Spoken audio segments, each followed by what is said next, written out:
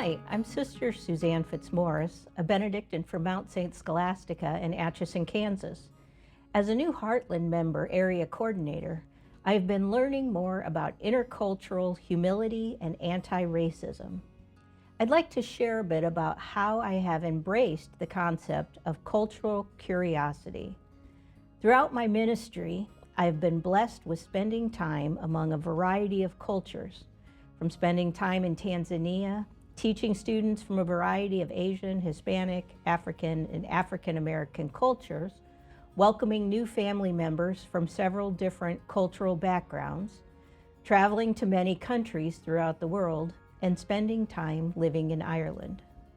In each of these situations, I have found how important it is to spend time asking questions and listening to things that are most important to those within those cultures. I saw how important it is to not make assumptions about how people are viewed, the roles each person holds within their community, and how to respond to everyone in an appropriate way. For me, some of the easiest questions to ask are about food, music, dance, art, and customs. These are areas that I find fascinating and that I love being a part of or trying something new.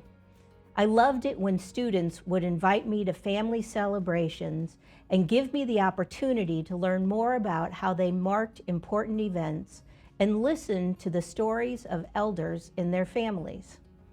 I also realized that for me, the toughest part of intercultural exchange is language. While I'm more than happy to try learning what I can in another language, I also know that I am not very good at this.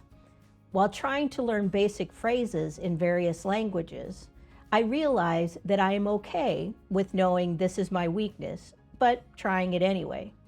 It gives me a great appreciation and admiration for those who are multilingual. I often laugh at my own ability to pronounce certain sounds in various languages, but I have learned that most people are pleased that I even try. Most recently, I spent some time with our daughter house in Brazil. It was my first time in this country. I spoke no Portuguese, and I really wasn't familiar with their culture. So upon arrival, I was able to spend a significant amount of time trying to learn all I could about who the sisters were, who was in the community they served, and what was important to them. We spent a great deal of time using translation apps and a translator to communicate. But just as important was paying attention to each other's body language and facial expressions. At one point during the visit, we were talking about some ideas for a come and see retreat, and I realized that there were some cultural norms that I was completely unaware of. I had been talking about a topic that seemed within the norm of retreat topics, when I realized through their facial expression, this was not the case in their community. So I had to go back and have them explain how they viewed this and adjust around it. I realized I still need to be careful and to be attuned when I am making an assumption that may be incorrect. So for me, that sense of constant curiosity opens me up to the opportunities for learning empathy and growth. Let us continue to walk humbly together for the ongoing transformation of the world.